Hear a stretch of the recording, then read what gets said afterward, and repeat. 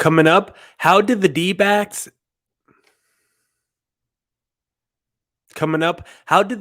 squander a dynamite Zack Davies start? And what are my biggest likes and dislikes from the early part of the D-back season? Breaking it all down for you next. You are Locked On Diamondbacks, your daily Arizona Diamondbacks podcast, part of the Locked On Podcast Network, your team every day.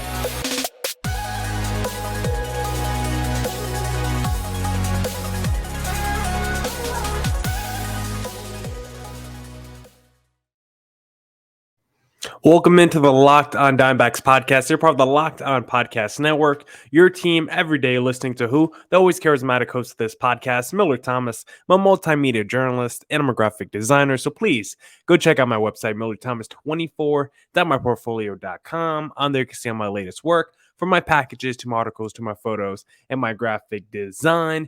Of course, if you want to see more content by me, just follow me on Twitter at CreatorThomas24 for my personal account, or just look up Locked On Diamondbacks on both Twitter and Instagram for the podcast handle. And of course, thank you for making Locked On Diamondbacks your first listen every day. I would not be able to do this podcast without you, my loyal listeners, sharing, subscribing, reviewing, doing all that so I could do this podcast for you. Thank you.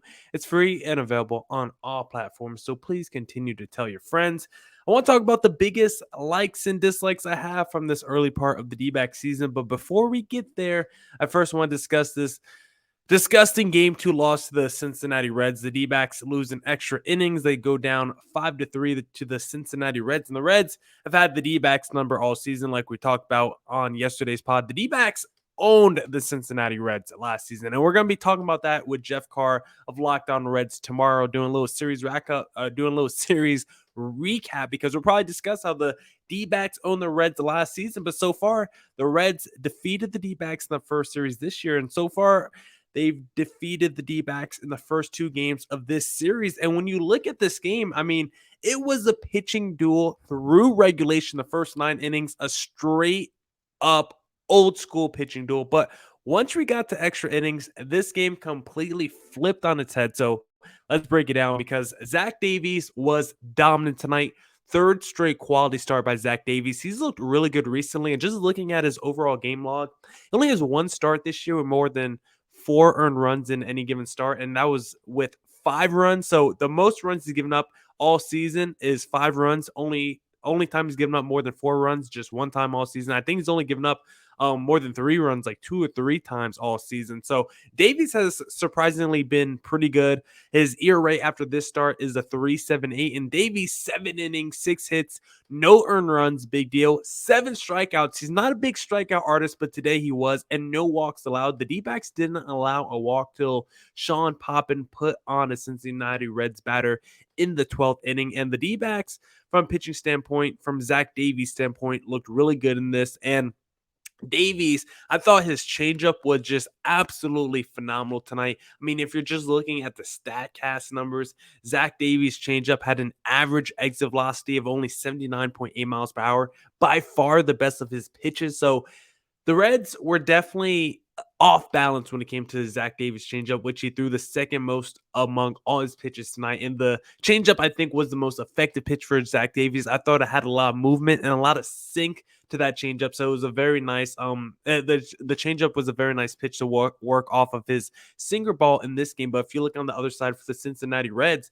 I mean, despite Zack Davies having a fantastic start with the 7 innings, 7 strikeouts, no earned runs, like I talked about, he was the second best starter in this game, because Tyler Mahle of the Cincinnati Reds just completely worked the D-backs. And I think he worked the D-backs in his first start last week and today against the D-backs. 9 innings, 3 hits, 12 strikeouts. And I actually counted it up. I believe 11 of the 12 strikeouts came against Tyler Mahle's fastball. So Mahle was basically, all he needed was that fastball. He just kept throwing the heat, and the D-backs could do absolutely nothing with it. I mean, they were overmatched most of the time whenever they saw that Mahle fastball. And the last time they faced Mahle, 6 innings, 1 earned run, 10 strikeouts. That's what Mahle did against the D-backs. So that's now 22 strikeouts in just 2 starts for Tyler Mahle against the D-backs. He's looked phenomenal. This was a straight pitcher's duel through those first 9 innings. We did have a great defensive play in this that kept a run off the board where you had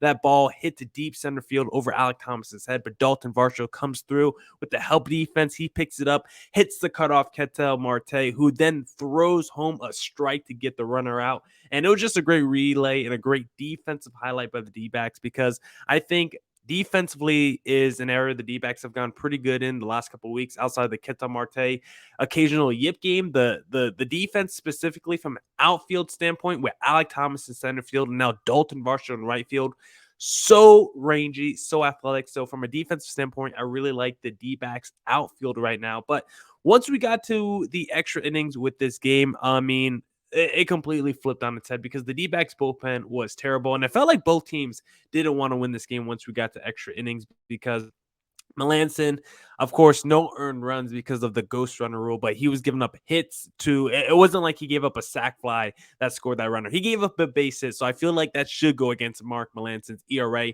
Ian Kennedy came in the next inning. He gave up 2 earned runs, and then Sean Poppin topped it off in the 12th inning, giving up 2 earned runs as well. I mean, the Reds, they were just doing wild pitch after wild pitch, which was putting runs on the board for the D-backs, but eventually the Reds just kept putting up 2 runs, an inning in both the 11th and 12th inning. And it's, you could come back from, a 2-run deficit in one of those innings once you get to extra innings. But once you get to multi-run deficits in multiple innings, once you get to extra innings, it's really tough to have multiple comebacks in extra innings, and the D-backs are not able to do that. You got the one in the 11th with 2 wild pitches, and the D-backs probably shouldn't have even come back in that inning, but the Reds were like, here, take this victory. But I guess the Cincinnati Reds offense didn't get the memo, or maybe it was the D-backs bullpen that didn't get the memo, because it seemed like the D-backs bullpen did not want to win this game, and it feels like the Reds bullpen didn't want to win this game either, but the Reds offense definitely did want to win this game, and they did win this game in the 12th inning. So an overall just a squandered win, and it felt like both of these games, the first game of the series and this game of the series, felt like squandered wins, because Merrill Kelly was dominant yesterday through those first few innings of the game, and then all of a sudden the Reds offense just started jumping all over Merrill Kelly. Meanwhile, the D-backs offense wasn't able to come through at all. Then you look at today's game, Zack Davies, phenomenal through the first 7 innings. Noah Ramirez had a big out in the 8th inning. You had Joe Mantiply escape some danger in the 9th inning as well. So you got great pitching through regulation, but once again, the offense was able to do absolutely nothing. 2 for 12 with runners in scoring position. Josh Rojas probably had one of his worst games of the year. I mean, against that Molly fastball, Josh Rojas, 3 strikeouts for him today. Pavin Smith 0 for 5. His batting average is now below the Mendoza line, only 195 average. I think he has a OPS below 700 as well. I've seen some people on D-backs Twitter start throwing around the idea that maybe Pavin Smith should be demoted. We'll see what happens there, but let's get into our 3 moons of the game. We give out 3 stars after every D-backs win, but after losses, we have to hand out 3 moons to the 3 players who probably impacted the game the least, or had opportunities to impact the game and just squandered their opportunities. So the 3 moons of the game, first moon, I think I have to give to Josh Rojas. So I mentioned 0 for 4, 3 strikeouts. I mean, he just looked overmatched most of his at-bats. Second moon of the game goes to another guy who looked overmatched in his at-bats, in Pavin Smith, who was 0 for 5 on the day, and he's in like a 5 for 60 slump, something like that. Pavin Smith has been really struggling over the last couple of weeks, and he's someone that has dipped into a little power surge overall on the year that seems to be in line to break his career high in home runs potentially this season if he doesn't get demoted first, because outside of the power, Pavin Smith has not been able to consistently string together hits, and he's really struggling at the plate right now. He made a couple defensive highlights over there at first base, especially in extra innings, was able to he got that double play that I think sent us into the 12th inning. So Pavin Smith, a couple defensive highlights at first base, but his bat right now not good enough to keep him in the lineup. And I wonder if they make a little Pavin Smith, Seth Beer switch down the line. And then my 3rd moon of the game, I think, is going to the bullpen. Once we got into extra innings, I'm not giving it to one player. I'm just giving it to the whole bullpen in extra innings. Melanson, Kennedy, and Sean Poppin. You 3 are the reason, are big reasons why the D-backs lost this game, and a big reason why the D-backs squandered an opportunity. So I did not like what I saw from the D-backs tonight, but I am going to talk about things that I have liked from this early part of the D-back season in segment number 2. But one other thing that I like is fine jewelry. And if you want fine jewelry right now, you need to head to BlueNile.com, because whether you're ready to pop the question or you're celebrating a milestone moment, find jewelry as unique as her with the modern convenience of online shopping at BlueNile.com. Blue Nile has simple online tools that let you choose the diamond shape, size, and clarity, as well as setting style. Blue Nile's bench jewelers will then handcraft her perfect engagement ring. Each ring is one of a kind. Looking for fine jewelry but having trouble choosing? Blue Nile has jewelry experts on hand 24/7, available phone or chat to help you find a memorable gift at every budget. Make your moment sparkle with jewelry from BlueNile.com, and Locked On listeners get $50 off purchases of $500 or more. This podcast exclusive includes engagement. Use code Locked On. That's code Locked On. Plus, every order is insured, ships free, and arrives in discreet packaging that won't give away what's inside. Shop stress free and find your forever piece at BlueNile.com today. The Ultimate NBA Mock Draft starts June 16th. With over 50 insiders, nothing equals the Ultimate NBA Mock Draft. The Locked On NBA Big Board Draft experts plus the Odyssey insiders. First pick is June 16th. Search Ultimate NBA Mock Draft and follow now so you don't miss a pick. All right. Let's get back into the podcast, and I want to discuss 3 things that I've liked from this early part of the D-back season, and then we'll discuss 3 things I don't like. But let's first start with the positivities, and the first thing that I like from the D-backs early part of the season is the Brent Strom effect, because I don't think we can deny that Brent Strom has made a significant impact on this D-backs team. Now, the bullpen is still pretty bad, but from a starting pitching perspective, which is Brent Strom's bread and butter, maybe it is butter because he's Brent, but from a starting pitching perspective, I mean, Brent Strom is as advertised. We start Merrill Kelly, who had probably the best first month of his career. He has struggled a little bit over his last few starts, but still overall a very good Merrill Kelly season. He's walking people at a slightly higher rate than you would like, but he's also given up less hits, and he still has a pretty good ERA at a 3.68. Look at Madison Bumgarner. That's probably the biggest difference when you look at the Brent Strom effect, because Madison Bumgarner, I don't even think should have been in a rotation if he wasn't making the money he was making and what the D-backs was paying him, because he just wasn't a rotation member with how he looked those first couple of years in the D-backs uniform. I mean, he pitched to around a 5 ERA. He looked terrible whenever Madison Bumgarner was on the mound. If he just pitched into the 5th inning, you thought it was a successful start, especially if he gave up 4 earned runs or less. And now Madison Bumgarner doesn't at least pitch into the 5th inning with no more than 3 earned runs, then you consider it a poor start by Madison Bumgarner this year. He's really changed our expectations of how we should view him as a starter going forward, because right now, Madison Bumgarner has looked good.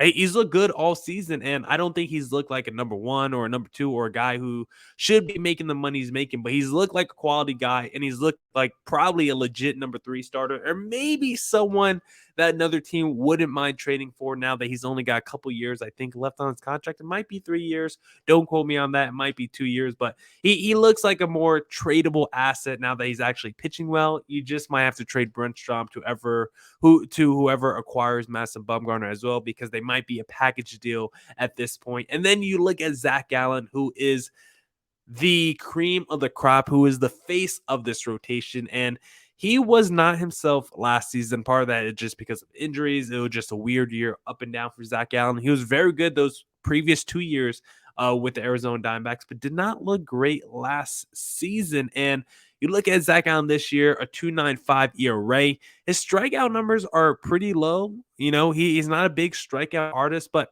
walk numbers, his whip, his FIP, he just doesn't allow a lot of damage or hard contact, and I think he's looked like a frontline starter. I think Zack Gallen has Cy Young stuff, and if he's able to be managed by Brent Strom for at least the next few seasons, I could see a Cy Young coming in Zach Allen's future. So I have loved the Brent Strom effect. And how about Zack Davies as well? I mean, Zack Davies over his last 3 starts has looked absolutely phenomenal. Zack Davies, when we signed him during the offseason to be potentially the number 5 starter, I was like, not really that into it. Zack Davies didn't really look too good last year. When we lost him with the Chicago Cubs, he looked terrible. So I wasn't too in on Zack Davies, but he's looked pretty good for this D-backs team so far. So I think 4 of the 5 starters in the rotation have had pretty good seasons. So that is definitely the Brent Strom effect. Number 2, Christian Walker back to crushing pitches. I've really liked this season because I think he's tied for second in the National League in home runs. He's definitely top 3 in the NL in home runs. He's got 16 bombs on the year. Those first couple years in the D-backs uniform, 2019, 2020, Christian Walker was one of the best hard contact hitters on this D-backs team. 2019, he had the 29 home runs. In 2020, he took a major step back in terms of over the fence power, but the hard contact numbers were still there in 2020. But in 2021, the hard contact numbers were not there. And like some other D-backs players who struggled last year, you could look at injuries as a big reason. Christian Walker was in and out of the lineup last year, and I think it was a big reason why the power numbers weren't there. But now that Christian Walker is back to crushing pitches, I mean, his batting average is still pretty low, but I'm glad the over the fence power is back for Christian Walker because the D-backs were one of the worst teams last season in terms of hitting home runs. Now they've made a big turnaround in that department. They're now one of the better teams in the National League at hitting home runs, and Christian Walker is a big part of that, and he might lead the National League in home runs. I mean, at the pace he's at, he's going to be in the conversation, which is just absolutely crazy to say. And then the last thing that I like from this early part of the D-backs season is that we're getting a little glimpse into the D-backs future outfield because we called up Alec Thomas. I think he's looked pretty good at the plate this year. He's had stretches of brilliance, stretches where he's gone cold, but overall his numbers across the board I think are still pretty solid. If I had to pull up his numbers real quick heading into today's game against the Cincinnati Reds, 270 average, 789 OPS, 5 home runs. I mean, he's got the speed. He only has 2 stolen bases, but he's been able to beat out some ground balls. You could see his speed specifically in the outfield. Defensively over the last 3 weeks, Alec Thomas has been insane robbing home runs. I think he won MLB's defensive play of the week. We saw him today against the Cincinnati Reds, against the Reds the whole series. So Alec Thomas is just going to be a high floor guy at the very least because he's just a slap shot hitter that just knows how to get on base, can make solid contact, and is just elite defensively as well. And now that we got Dalton Varsho in right field, just a great glimpse into the D-backs future outfield.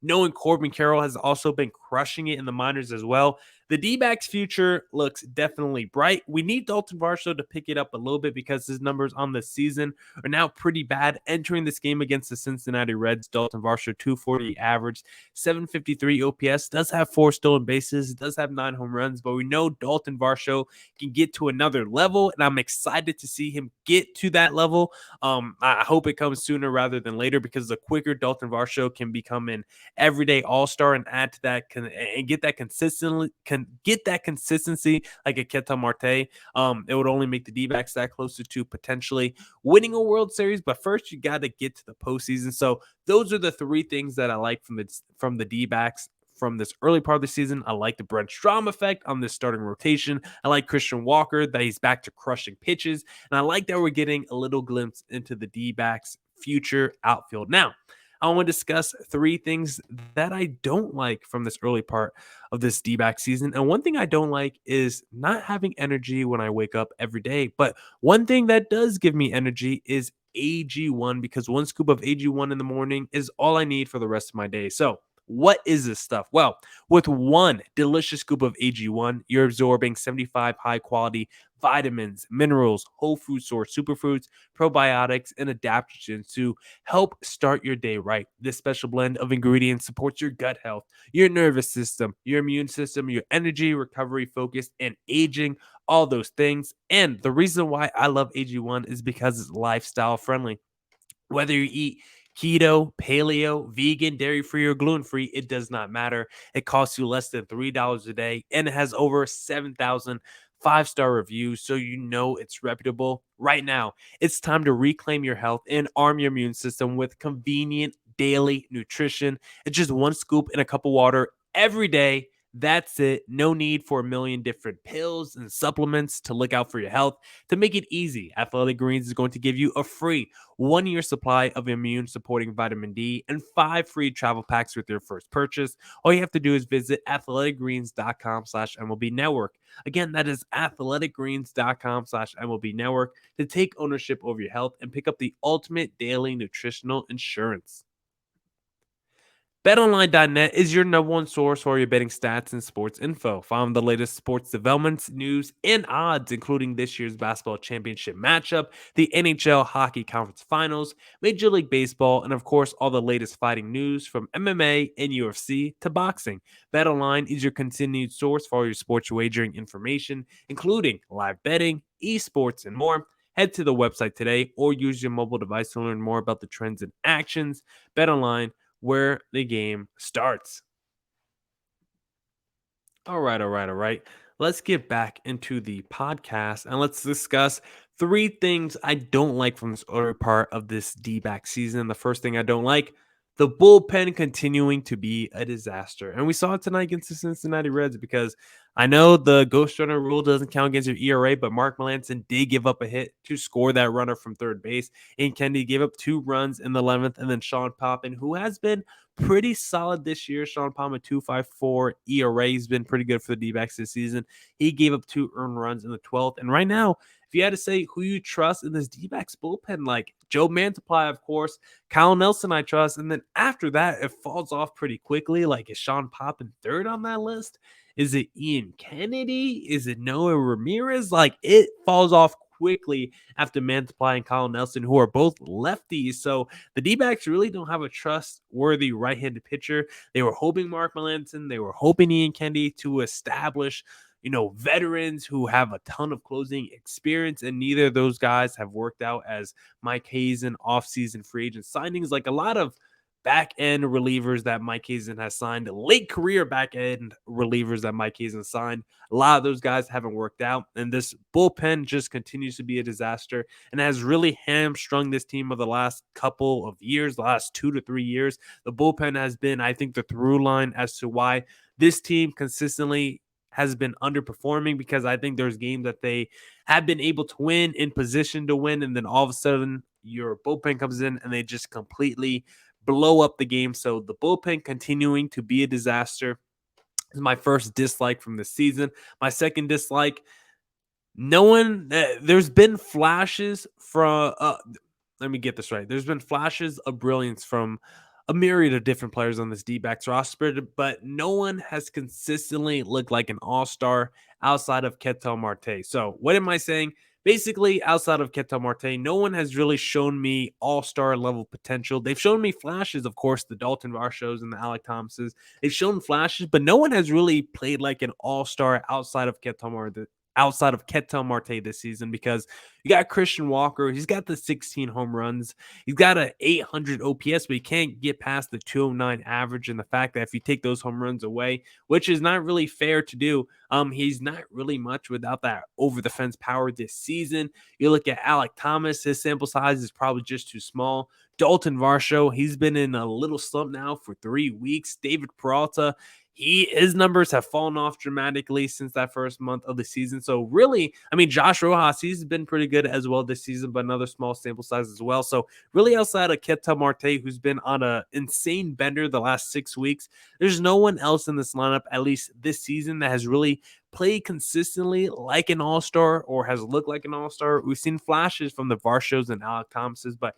I think it's just disappointing that Ketel Marte has not had a true running mate this season that you can say has matched his productiveness or consistency. And I think that it just, in terms of player development, I don't think that's a success. I wouldn't call it a failure, but it's definitely not a success. Hopefully in the second half, like last season, Dalton Varsho can pick it up, because last year in the second half, I think Dalton Varsho consistently played like an all-star level player.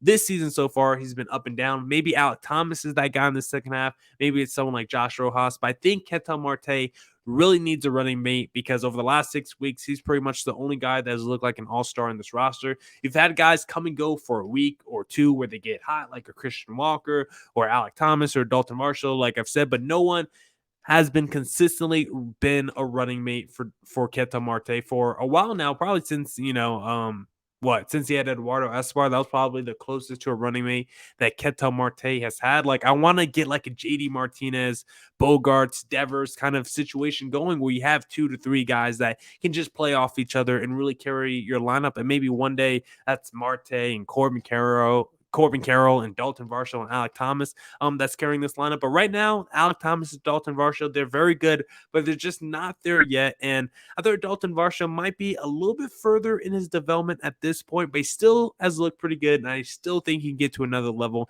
And maybe the second half of the season with Dalton Varsho playing more outfield now that Carson Kelly's back will help his offensive game out as well. So that's my second dislike. A lot of flashes from players not named Ketel Marte in the slant, but no one consistently playing like an all-star. And then the final thing that I dislike from the season is just how bad the optics look on that Paul Goldschmidt trade, because I'm recording this on Tuesday. Paul Goldschmidt had 3 home runs today. Meanwhile, Carson Kelly and Luke Weaver, Carson Kelly offensively has done nothing so far this season, and he missed time with injury. Luke Weaver was on the 60-day injured list. He looked good in his first, appearance back, but those two have basically had lost seasons so far during this 2022 season. I mean, it hasn't been a good start for either of those guys. It hasn't been good for either of those guys since 2019.